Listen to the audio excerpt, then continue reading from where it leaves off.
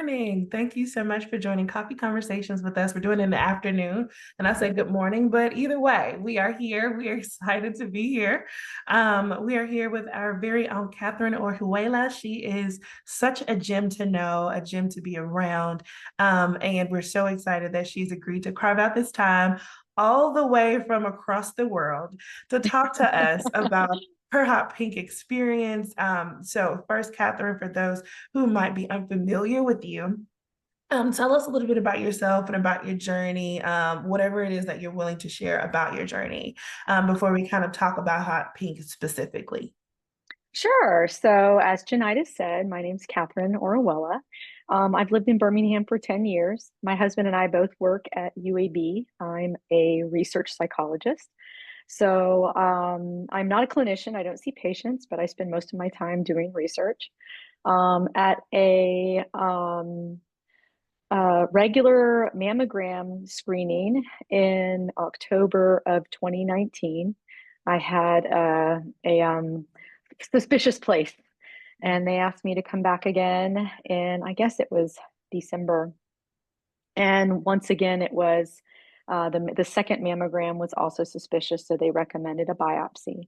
That was at the end of December. And then January 4th, 2020, I got the call that I had stage one breast cancer. So that kind of set off a cascade of events. I mean, I would say that finding out you have cancer, I mean, I look back now and there were a lot of very difficult parts of that, but I think that being told you have cancer was one of the worst ones. Being finding out and not having a plan and not knowing what was going to happen. You haven't talked to your oncologist. You haven't even met your oncologist yet. You haven't even met your breast cancer surgeon. This is just a phone call from a nurse. It was a very confusing, scary time. I think one of the worst parts of it, I hate to be Debbie Downer. That's just the first thing that come to mind was right after my diagnosis. But one of the worst parts was telling my family, telling my friends, because I had to comfort other people in a moment where I myself was not even comforted and or didn't know how to be comforted. And that was very confusing to me. That was very difficult for me. So February 28th of 2020, I had a double mastectomy with expanders and had some minor complications afterwards. As I said, I had stage one. I was very lucky for it to be caught early. So I did not have to have chemo or radiation. At this time, I am on a hormonal medication for the next, I guess, 5 to 10 years, or I guess now 3 to 7 more years. Um, I had expanders. I had some complications with healing and some ischemia. So expansion was halted off and on for about 6 months. And then finally in August of 2022, I had the expanders removed and I had implants.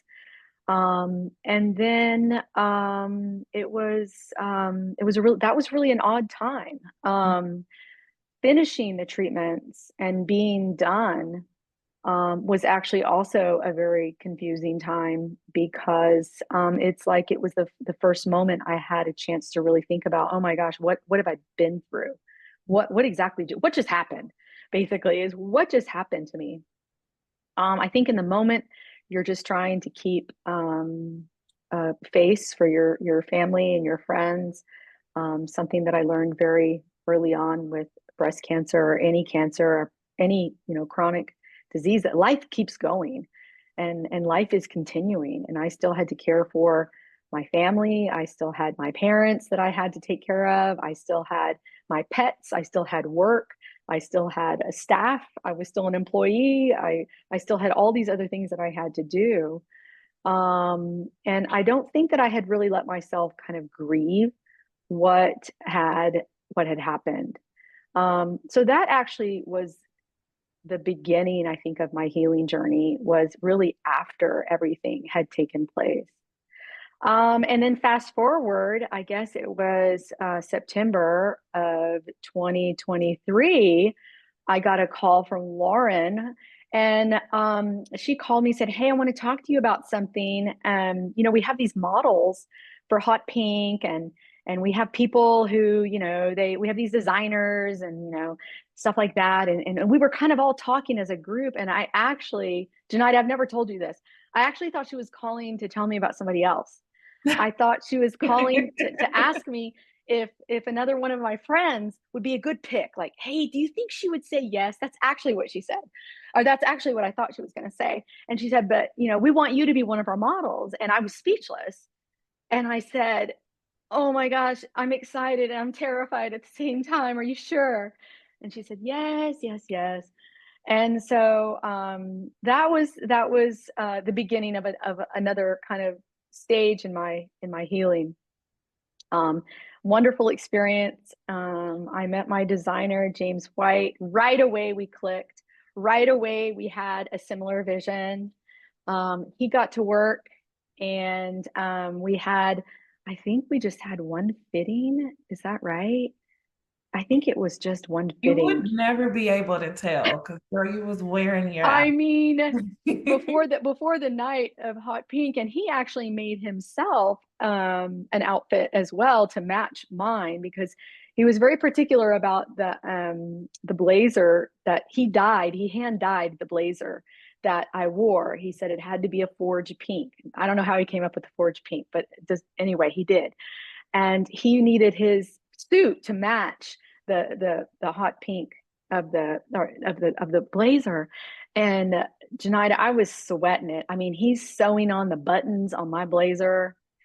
I went out there on stage without even a button on my pants. He just had safety pendant. I mean, you hear the stories of them sewing you into the outfit at the last moment, and I can assure you that that truly happens.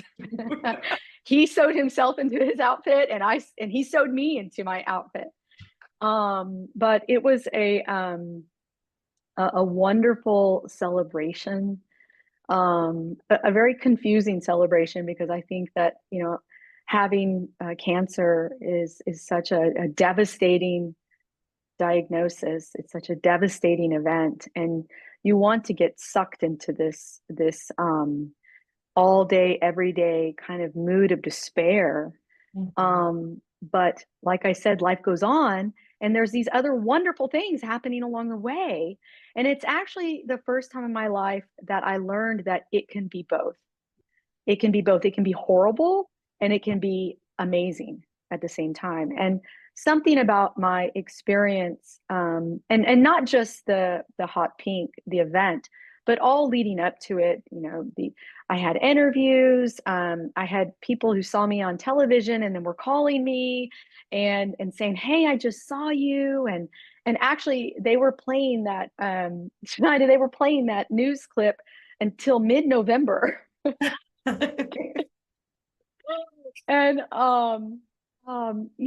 it was and everybody was so happy and joyful, and then the event itself is just so magical. It's coming together on a night where so many different kinds of people are together to just celebrate life, of not only the survivors but of each other as well, as friends and coworkers and family of the models. And I love how Forge also does a great job at highlighting the designers and giving them their moment in the spotlight too. I mean, they even came out on the stage with us. I mean, I wouldn't have been there without James. He was amazing. But a couple of big takeaways, from my experience with being in the Hot Pink event, was that it's really important to find things to celebrate. And I had a really hard time with that. And I'm not saying that you need to be a model at Hot Pink to be able to find celebrations, but if somebody had told me, hey, this is a really dark time and it's a hard time, and when something zooms past you that appears to be joyful or happy, latch onto it for a little while and give yourself some grace and an opportunity to just kind of relish in it for a minute. And it also showed me that these kind of things can be two things at one time. They can be tragic and despairing and painful and gross. I mean, you're talking about surgery and recovery and the destruction of my body. And then coming together with people who don't really care about any of those things. They're just excited to be around each other and to celebrate each other and to also, you know, forage a future for because it's the benefit of the year for Forge. And so it's the opportune time to say, hey, help us continue this legacy of hope and of help and of joy.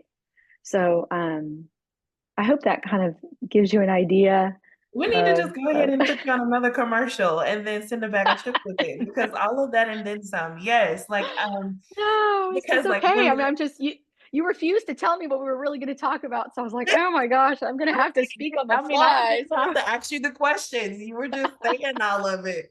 But Yeah, but it was I love a true. I mean, lot it's of all the things true. that you said because it is hard to find joy in the little things, right? And I mean, because it sounds so cliche, because you're like, I'm going through breast cancer. Well, I What think it's hard to number? find joy in the little things anyway. I mean, life Yeah. is hard. Life is Mhm. hard without cancer. Life is hard to deal with your kids and your partners and your coworkers and getting to the store. And, you know, I'm in Switzerland right now, and just going to the store is a whole level, a whole different level of complexity. Um, you have to put on lots of clothes because it's cold, and you've got to find the subway. You've got to open the app and start your app and get on the subway, get off of the subway, find the Aldi, shop in the Aldi where everything is in French and I don't understand anything. So, I mean, it's hard. Life is hard, and it's hard to find joy in those moments. But there is something about when you are in a low place, whether it's, you know, mentally because of some kind of stress or struggle that you're going through, or physically because you're having, you know, some physical health challenges, you have to dig deep within yourself to bring yourself up. Other people can definitely bring you up. There's no doubt about that. But you know, we have to be the ones to really find that energy. And some days it happens, and some days it doesn't. And you know, I'm the first to tell you that it's never easy, and it never comes. You know, find the joy in the little things. I assure you, I don't find the joy in the little things all the time. It has to kind of be the planets have to be aligned, and I go, wow, that's a really pretty flower, you know. But other times, you know, I'm like, you know, this stuff I have to do, and that's great. And but I would say that you have to really dig deep within yourself when you are coping with something that no one else can understand. Something else that I recall when I first had my diagnosis, and this was I guess it was right about the time I found Forge, or just before. I realized, you know, I was doing all my internet Googling. I was Googling all day to the Google sphere, and it was impossible to find anyone or anything that had my same lived experience. And I think that is, you know, breast cancer is such a varied experience, and we as people are all very, very different. And then there's so many different ways that the cancer can manifest itself. And that's not even talking about the treatment options, and the different combinations of those treatment options. And so you put all those things together in the pot, and there's any array of cookie that's going to come out of it. So everybody is unique and special, but the energy to find and to lift yourself up out of that despair and darkness, it has to come within. And I said this on another one of our coffee conversations. You have to really work to be proactive. You have to know going in it's going to be hard, it's going to be confusing, it's going to be frustrating. There's going to be times where you are very angry. I was very, very angry for a long time. Still, kind of when I think about it, I still feel a little angry. Feel kind of cheated, kind of Yeah, like, because why is my body doing this to me? yeah, and We're in this why'd you together. take this? Why did you take that naivete away from me? That, you know, the cancer is always going to be in the back of my head. It's always in the back of my head, that it could always come back. And no doctor will ever tell you that they're 100% sure that it will never come back. And sometimes I feel really angry about, that naivete that I was just living in bliss, and ignorance is bliss, and not knowing um, what was really out there. And now, kind of being exposed to this different level of awareness. But you find yourself, I kind of laughed at the term new normal. And as much as I hate to say it and hate to like lean into cliches, there's a reason why they are cliches, because they are in part truth. There's a lot of truth to them. But um, I don't know if that was, I don't remember where we started with that, Janida. No, I mean, we started where you ended about, how Okay. um Oh, at times we can think that finding the joy in the little things can seem cliche. yeah. You have power in it. And I feel like with this, not just tooting our own horn, but literally seriously, even as staff, when we're doing this event, it just feels different to be in a room full of people that you didn't even know were impacted by breast cancer. Yeah. Because some people, they don't tell their families, some people don't tell, other people, Mm-hmm. but they'll come to this event and they'll be like, I've never told anybody that I have breast cancer. And seeing all of the things that you see, like for example, she didn't mention this, you guys, but one part of the experience is the fashion designer and all of the things. But aside from that, we take each survivor and they'll do a video kind of highlighting the important parts of their journey, and just you can feel in the room. Like I cry every year, and it's not, and I'm not even pregnant now, and I'm still gonna cry, but you They can are very moving. it's very Yeah, moving because people are their true authentic selves and they're truly honest, and just the bravery that you have to, I mean, put it out there for people you don't know, but in spite of, inspire others to, whether it's tell their story, whether they need to be empowered, whether they learned about a new resource to help them through it. It's truly just a beautiful, moving experience. And Catheryn, she doesn't really talk about her journey, like surprisingly, right?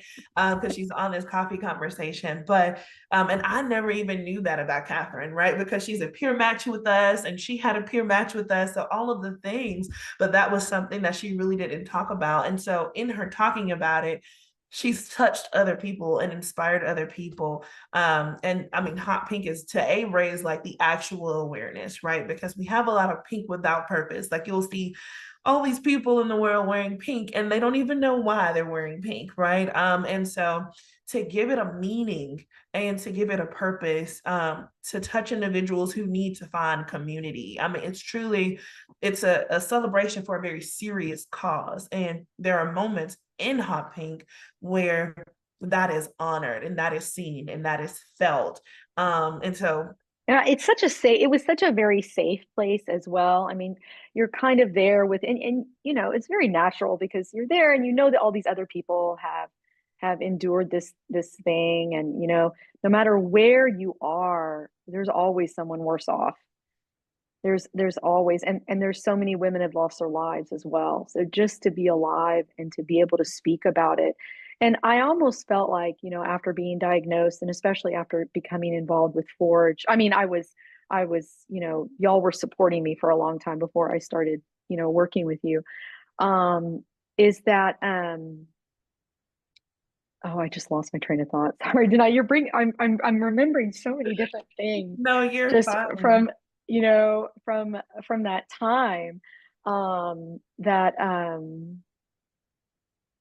Wow, yeah. I've moved on a little bit. It's kind of hard to like go back and Mm-hmm. look in the rearview mirror, and um it's always there. And okay, I remember now. So, I felt that I was kind of tasked with called to share my story with other people because I felt so isolated and so angry in the moment.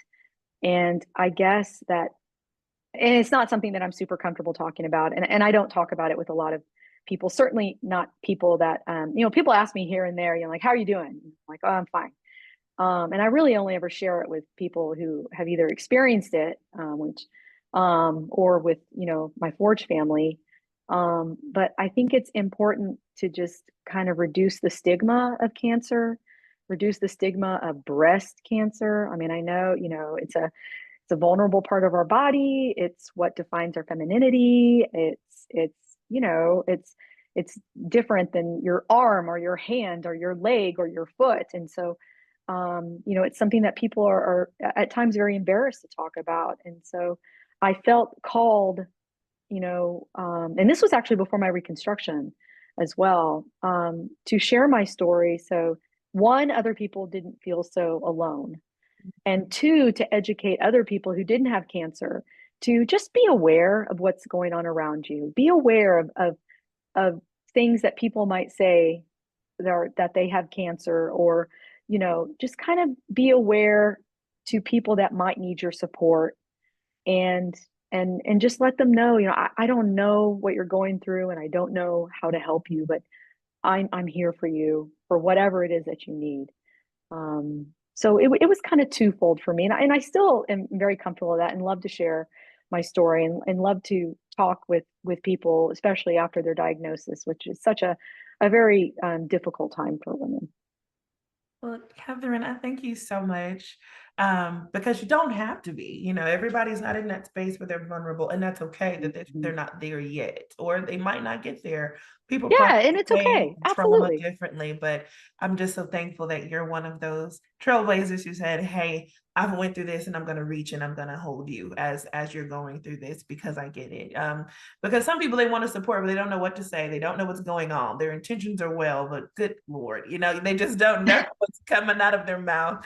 Well, And so and I think to that I take think that that's capacity, okay. I mean, that's another lesson that we can like teach other people, is that right. it's okay to kind of falter and be awkward. It's okay to kind of say, like, I don't know what to do. I don't know how to Mhm. help you. Tell It's me how to better help to you. say that. It's So better to say I yeah, don't know yeah. versus like saying, well, I've researched. Ugh, Really, like, does research really help my individual case? Probably not. So, yeah, yeah. but even having the capacity and being in a space where you can say, even I understand that this person genuinely wants to help, but they don't know how to help me. Let me just love on you and show you, like, this is how you love somebody who's going through, this is how you support someone through it. And that takes a lot of strength, and it takes time to get to that space. Not a lot of people are going to be in that kind of space when they get the diagnosis or going through the treatment and all the changes. And Hmm. just knowing that it's a process, and it's okay to go through the process. There's no time limit on when you can grieve or when you can Hmm. be angry or anything. Absolutely, It's your absolutely. process, and that's okay. And so I'm just thankful that you allowed us to be a part of your Anytime.